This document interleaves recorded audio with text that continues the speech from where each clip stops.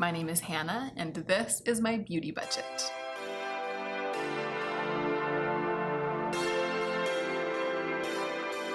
Hey y'all, so I just got back from getting my hair cut because I had to go in and have Rosemary fix my bangs because I trimmed them myself so many times that I eventually kind of went off in the wrong direction and it was getting a little bit weird, especially around the edges.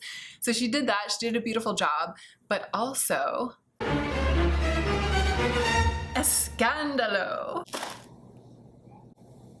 I decided I wanted kind of a lighter look for the summer, so I asked her to take a couple of inches off, and I'm wearing it in a ponytail right now because I just feel a little bit sensitive and weird. I look weird, I smell different, I'm not totally prepared to come on camera with the full situation exposed, but in my next video I'll have my hair down so you can see what it looks like. Anyway, I'll talk more about my haircut in my next video, which should be my check-in, so that's actually the appropriate spot for that kind of information. This video is the second in my two-part collab with the wonderful Samantha March, and it's going to be the second half. So the first video went up last Sunday, and it was about products that we have received in PR that we wouldn't purchase ourselves. This week, it's products that we've received in PR that we actually would be willing to purchase for ourselves with our own money. Now, I already gushed about Samantha last week, and I told you the things that I absolutely love about her, how much I admire her, and how inspiring I find her. But I did want to touch on the glories of Samantha one more time at the beginning of this video. And as I was watching her this week, it occurred to me what I want to say, and that is this. Samantha, in addition to being incredibly hardworking and community-minded, is also, in my opinion, really good at dealing with the complexities and the challenges of having YouTube be a job. And she also talks frankly about it. And I really, really love her recent video, a Get Ready With Me, in which she talked about comparisons, how we tend to compare ourselves to other people. And she also talked about the experience of being compared to other people on YouTube by the people who are watching her, and how sometimes those comparisons can be wildly inappropriate. And I really loved listening to that, and I appreciated her frankness, I appreciated her honesty and her ability to open up about that. I, like Samantha, am someone who can't afford to spend the amount of time that I spend making YouTube videos unless I find a way to make YouTube a source of income beyond just what I get paid from AdSense. Because when you're on YouTube, AdSense revenue, which is the amount of money that we get paid by YouTube because YouTube shows ads before our videos, that amount of money is extremely low, especially when you parse it out across all of the hours that it takes to make a YouTube video. So I think I calculated last year in 2018 that if I looked at all of my overhead costs and all of the time that I spent and all of my AdSense revenue, I ended up getting paid about 19 cents an hour for the amount of time that I worked on my YouTube channel in 2018. In 2019, it went up for a while. It went up to something like $4 an hour. But then when I had to replace my computer and I ended up investing in a more powerful computer because I needed it to be able to handle video files, that can technically be considered a YouTube expense, like an overhead expense for this business. And that took my yearly pay per hour down to nothing. I might actually even be I might be functioning at a loss for 2019 on YouTube. This is just to say, that's just talking about AdSense. Right? So this is just to say that in order to make it work, in order for it to be feasible for people like Samantha and me who are freelancers, right? We're not students, we don't have student loans that we can live off of, we don't have other full-time jobs, we're not just doing it on the side, we're freelancers, meaning that all of the different jobs that we do, the writing, the YouTube, in my case, the sewing, the grant writing, all of my gigging, my tango teaching, all of those gigs have to pay a little bit so that it all adds up to being enough money for me to live. This is just to say, I've really, really gone off on a tangent. I'm sorry, you guys. I hope that that's even remotely interesting to you. But this is just to say that I really admire the way that Samantha handles that. I think that she is the model of somebody who has chosen to do enough work on YouTube that in order to make it worthwhile, it needs to pay. And so she's putting in the time and the intelligence and the energy to navigate that in a way that is honest and transparent and loving and protects the interests of her subscribers and protects herself. That is what I am trying to do. That is what I aspire to do too. I think there is a way to do this job as a paid part-time job in a way that is ethical, even though it's sticky. There are some fine lines that you kind of have to navigate, and it can be difficult, but I think that it can be done. That is what I see Samantha doing, and I really look up to her when it comes to the kinds of decisions that you have to make as someone up here on YouTube trying to make it work. All right, that was all I was trying to say. I think Samantha is really cool in a bunch of ways. Let's go ahead and get into the meat of the video.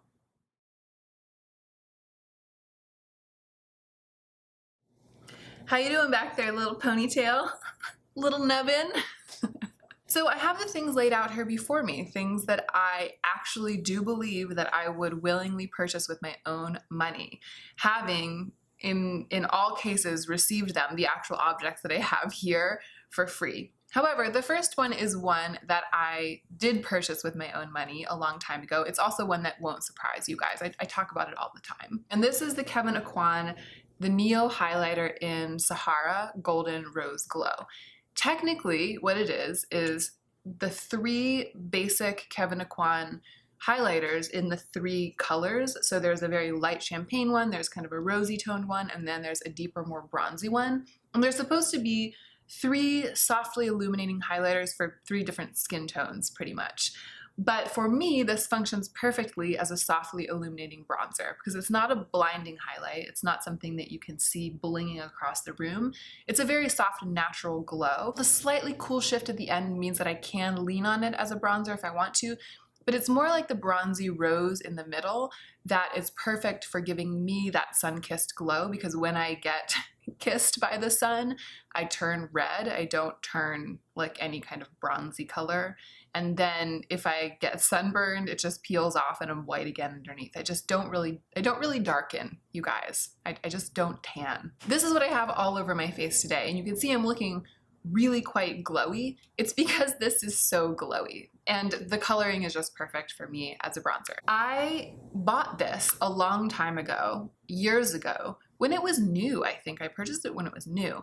And I used it and used it and used it. I pretty much panned it until there were just crumbles left in the pan. I had completely used the center. There was only a little bit of the light side and then quite a bit of the dark side just in chunks. I couldn't travel with it. It had become just like a pan of crumbles.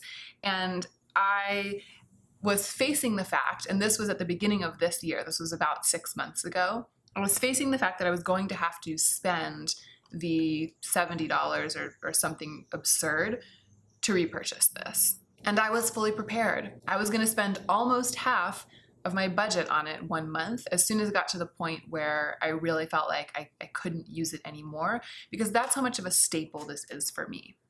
Imagine my delight when this showed up in my Octoly free store and I was able to request it from the brand. They sent me this beautiful brand new one, and I have continued to use it assiduously ever since. So I can say with total confidence that if this hadn't been sent to me for free, I would still have a new one here in my hands, and it would be one that I had bought myself. This is the Clarins SOS Primer. It's the green one, the color correcting one. I can't believe how much I love this. I love this primer so much. I'm so impressed by the Clarins primer formula. I received this from Clarins through Octoly. I also have the illuminating one, which Lauren gave to me. I think she got it in PR and she gave it to me. I love the illuminating one too. I feel like the illuminating one is my second favorite primer of all time, and this is my first favorite. These 2 Clarins primers are like the best primers I've ever used. This is $40, $39, but you know, for all intents and purposes, $40. That's kind of too much for me for a primer, because if you've ever watched my video about how my No by Year changed my makeup collection, I talk about the categories, and there are short-term staples and there are long-term staples. A single bottle of primer is something that I go through so quickly, especially if I only have one, that I think I kind of consider that a short-term staple. So that means that that's something that I should be trying to find drugstore priced options for. I should be finding something that isn't going to add up to a lot over the course of a year if I'm having to repurchase it every 2 or 3 months because I'm using it up quickly. And at this point with my budget, I don't know if I would be able to bring myself to choose it every time. I don't know if I would do that thing where I have it in my collection at all times, and as soon as I run out of it, I replace it with itself. I think that $40 is too expensive for me to do that with a primer in the theoretical world in which I only have one primer and I'm always going through it super fast. However, I am pretty confident that in that theoretical world, I would treat myself to this primer maybe once a year. I could see myself doing that, and I could especially see myself doing that if I got myself into a situation where I had 2 or 3 primers, and so I wasn't going through them all super fast, and I knew that I could have this and that I could make it last and last and last by not always using it, but I could have it there as kind of my best primer, the one that I save for those special occasions, or that I use when I really, really want to even out my skin tone if I wake up in the morning and it's quite red, because that is what is amazing about it. Anyway, I am a little bit hesitant to show you this product because I don't want to like waste it. So I'm just going to show you a tiny, tiny drop. It is color correcting, meaning that the green pigment is dense enough to actually make a palpable, a visible difference in the color of my skin. It does alleviate that redness, but then you can't see it sitting on the skin. It just seems like it both sinks in and covers the redness at the same time. And that's like a magical balance that I didn't think existed. It also feels very, very nourishing, and it leaves just a slight, not a dewy glow, but just a slight healthy sheen on my skin. I love everything about it. And I don't know if there will be much of a difference there because my skin isn't very red. I mean, my hands aren't red right now, but I think you can kind of see how fresh this one looks.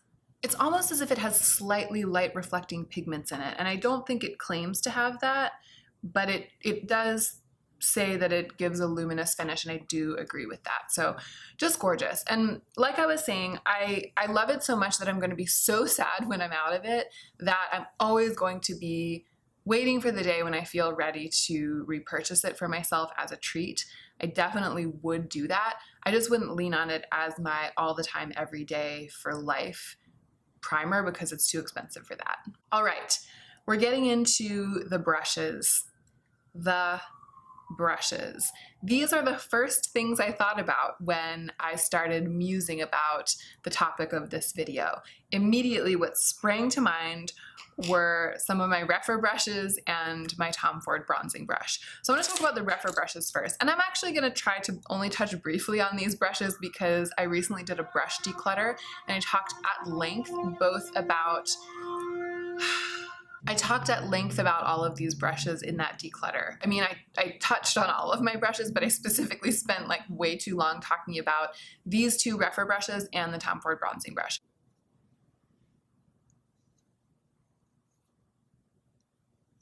So the O3 is this really, really tiny pencil smudger brush, and the O2 is this slightly flatter one.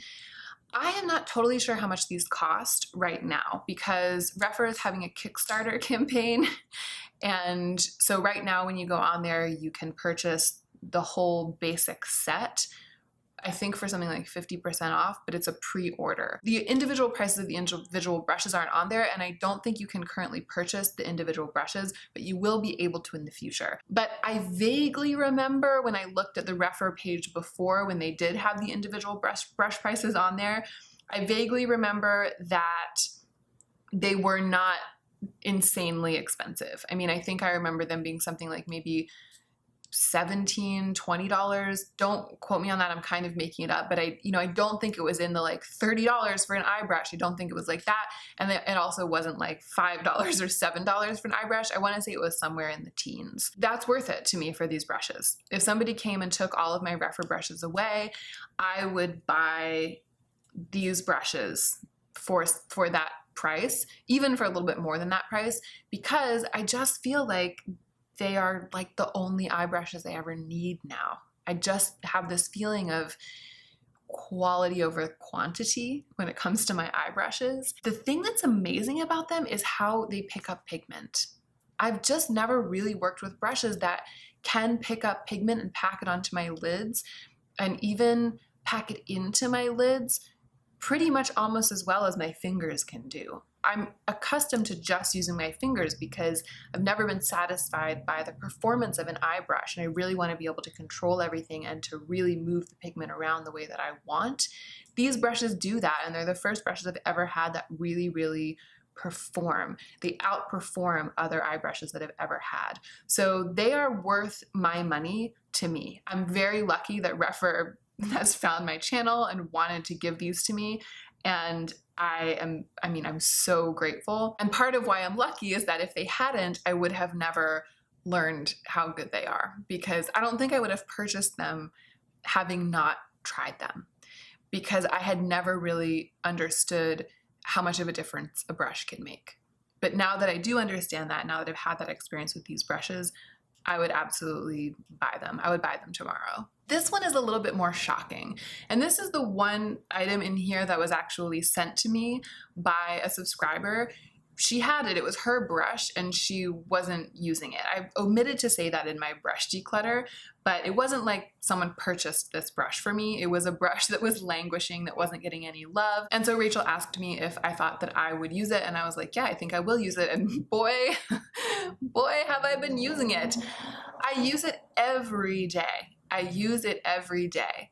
And that is why when I really held my feet to the fire asking the question of whether I would pay the $115, that would be more than half of my monthly budget for beautiful things. I would do that because it is a tool that's more of a staple than any item of clothing, right? Like, I use this brush more frequently than I touch or wear or think about any single item of clothing in my closet, any pair of shoes, any piece of makeup. So not only has it become a complete daily staple, something that I am getting so much good use out of it that I would feel pretty confident that I would get my money's worth out of it, if that makes sense, within a pretty short amount of time, because I'm using it every single day. So after 115 days, then I've paid it off by paying $1 a day to use it.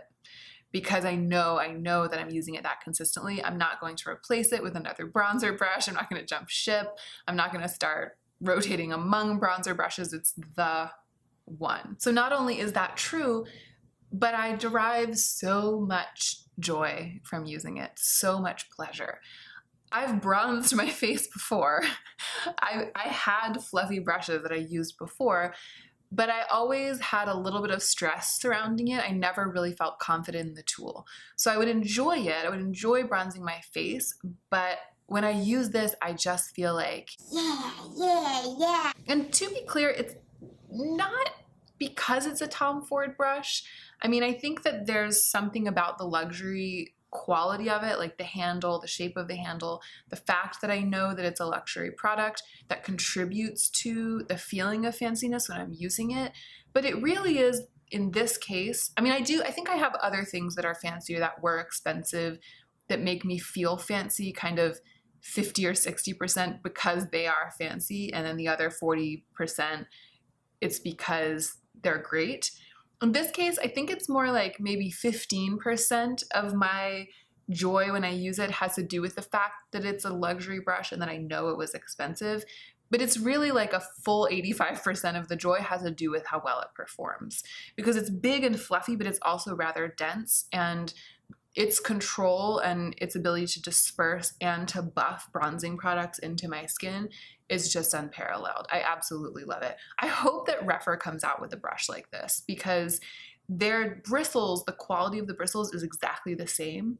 In fact, I have the Tom Ford blush brush. Rachel sent it to me at the same time as this, and the Refer brush is the same size and shape, feels almost exactly the same. So if Refer came out with a brush in this size and shape, it would be a pretty spot on dupe. Even better, actually, because some of you let me know in the comments of my brush declutter that this brush is no longer available in natural goat hair bristles. If you buy the Tom Ford bronzing brush now, it's a synthetic brush. So I guess when I say I would buy this, I wouldn't buy that one. I don't mean that I would go to Sephora right now and replace this with the one that's currently for sale. I would pay the amount of money that this cost for this one. So this is all just to say that the reason at the end of the day that I deem this worthy of being in this video and that I can truly say that I would be willing to buy it, even though it's so expensive, right? It's the combination of the fact that I use it absolutely every single day. So it's not a makeup product, it's a tool.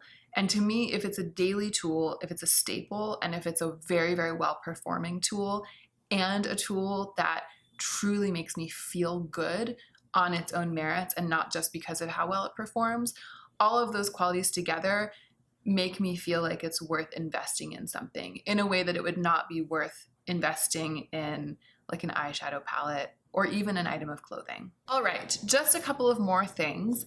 This is something I'm really excited to be able to report back about because this was given to me by the brand owner when I was at RuPaul's Drag Con not that long ago. Actually, Joe has really been speeding through this product. So this is the Extreme Recover Balm from Leaf of Life Wellness. And what it is a CBD oil balm. So it's exactly what it sounds like. It's green. I'll show you. Joe has used almost all of it up. He's really obsessed with it. So hopefully you were able to see from that it's kind of a translucent green oily balm. Like it's exactly what you would think it would be.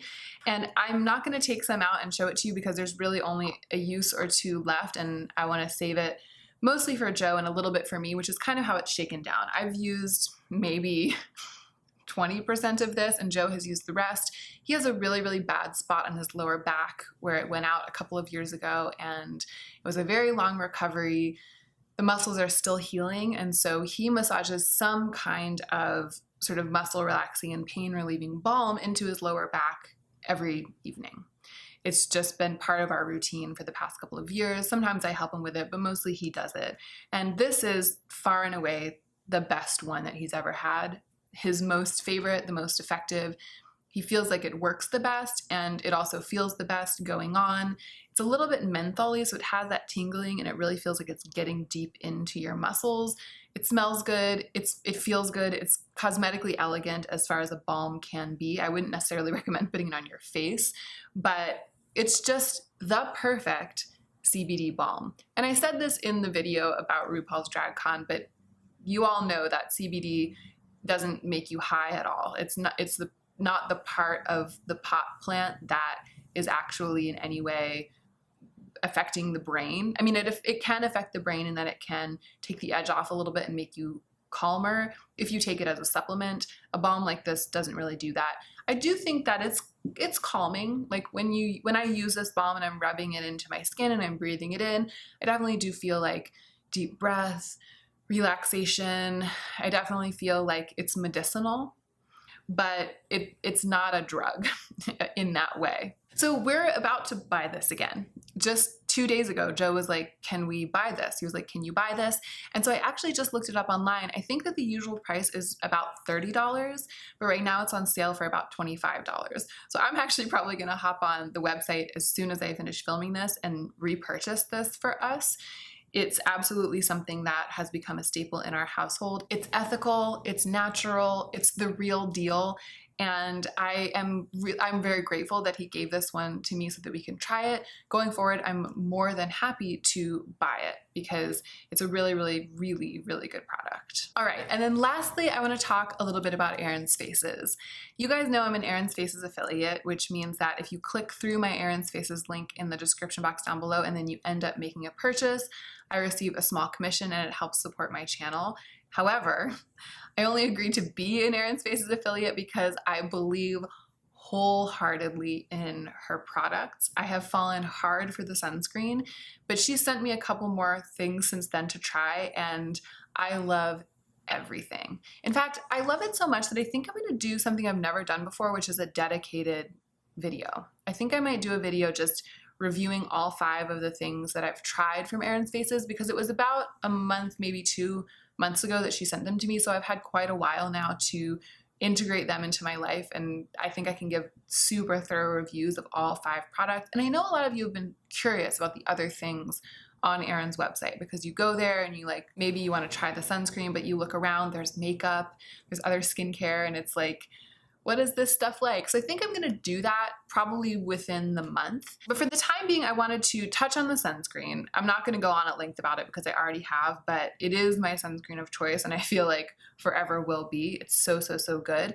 And I did wanna tell you that I think some of you who purchased this received a bottle from a batch that had gone very low in temperature. I think it had been, Erin told me, we've been emailing about it, I asked her about it.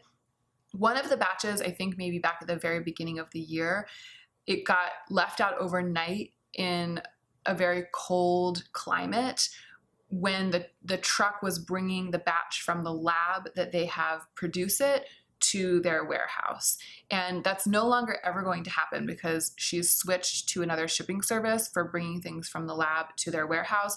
So the trucks will never be outside overnight. They'll always be temperature controlled. But for that one batch, it changed the texture a little bit. So I've gotten emails from some of you guys saying that you purchased the Erin's Faces sunscreen and the bottle that you got was really, really thick. Like it was hard to squeeze it out, and then it didn't rub in as well as I've been saying that it does. Because one of my favorite things about this is that it just disappears into the skin. It's almost like a water of some kind, even though it comes out whipped like a cream. This batch doesn't. This one batch from, I think, January. So if that happened to you, email them, email customer service. And if you have the batch code and you can find out if that bottle that you got is from that batch, even better. But I did want to touch on that because I did get some emails about that. I've gotten some questions. I wanted to let you guys know that I emailed Erin and she instantly emailed me back. She knows exactly what happened. She has all the information and she's already fixed the problem. So Jaclyn Hill, take note, is all I can say.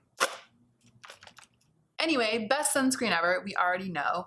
And I did actually try to buy this. That's why it's in this video, because I placed an order for this.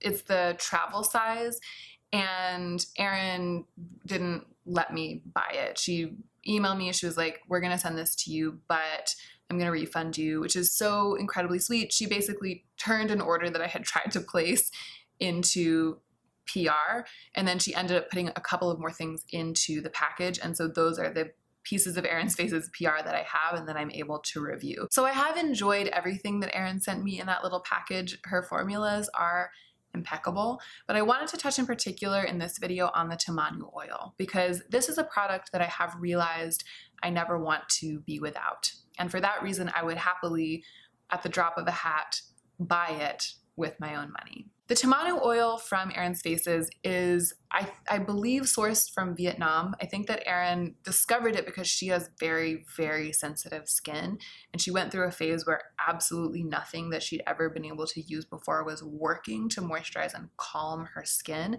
So she started kind of like combing through less common ingredients and ingredients that kind of haven't really made it and like made it big in skincare yet, to see if there was something semi-undiscovered, and she found tamanu oil and it was the solution for her. So she decided she wanted to start sourcing it and carrying it, and it sounds like she did pretty intense research to try to figure out the place to source the highest quality tamanu oil the most ethically, and she's found a source in Vietnam, and that's where she's getting it. I'm gonna show it to you because it's so beautiful. Do you see this dropper? I hope it's, do you see how green it is? It almost smells sweet. Like it almost smells like a walnut candy or something. But the thing that's really awesome about this oil, well, okay, I feel like I've been talking about it for ages and I haven't even like told you what it does or what's good about it. It's antibacterial and anti-inflammatory. It's so good for acne prone skin. So good. And marula oil is also naturally antibacterial, and that's why I was going to marula oil as my all-purpose face oil before. Like that was always going to be kind of my replacement all-purpose face oil if I ran out of face oil. But this, two things. One, it's a very, very dense, almost sticky oil. And so a little goes a really long way. And I find that I would have to use like twice as much marula oil as I do Aaron's Face's Tamanu oil to get the same amount of coverage and the same amount of kind of moisturizing and I don't know what the word would be, but just treatment on my face. So I find myself using like 2 drops and spreading it out and then pressing it into my skin. And I feel like I've really covered my skin with it. And it's really like a beefy treatment. Whereas with marula oil, it's like it would be 5, 6, 7, 8 drops for the same amount. So that kind of makes the price seem really like it makes sense, which is $35 for a bottle this size. I just feel like it's gonna last and last and last. And then the other thing about it is it just feels more powerful than marula oil. It's a little bit less of a lightweight. It's a little more of a heavyweight skincare product. And I feel like it has calmed and soothed my skin a lot. And when I put it on, especially if I then mask over top of it, I just feel like it really is handling that redness. I consider it a staple at this point, and I would be more than happy to pay for it. To me, it is shot to the top of my list of all-purpose oils. If I only had one face oil in my collection, it would be this one. And that is it. Those are the products that I have that I was given as PR products or as gifts that I would be more than happy to buy myself. I feel like in any of these cases, it would be money well spent. There aren't that many of them. I think there are probably 1 or 2 buried in my collection, and there are some things that I've repurchased. For example, the cactus cream. I didn't talk about the cactus cream, but I'll link it down below. I was sent it in PR. I still haven't repurchased it because I have other night creams that I'm using, but when it's time for me to repurchase one, I will definitely do that. It's from Amazon. It's like a K-beauty brand. It's like a $8 or $9 night cream that I'm completely in love with. I should have talked about that. The video's over. We're not talking about the cactus cream at length, but I will link it. I'm sure there are a couple of more, but I feel like this is a much more specialized and curated collection than all of the many, many things that I've received in PR that I would not purchase, from which I was kind of like choosing the ones that I wanted to talk about the most for the other video. For this video, it's really just like, these are the ones. Thank you guys so much for watching this video. And Samantha, thank you so much for collaborating with me. I really enjoyed watching Samantha's video last Sunday on this same topic, or on that topic. So I hope that you'll head over there if you haven't already and watch her video this Sunday on this topic. That is what I am going to be doing as soon as this video goes live. I hope you will do that. And I hope that you will also remember to take extra good care of yourself this week so that you can be the most effective version of yourself as you do your work in the world.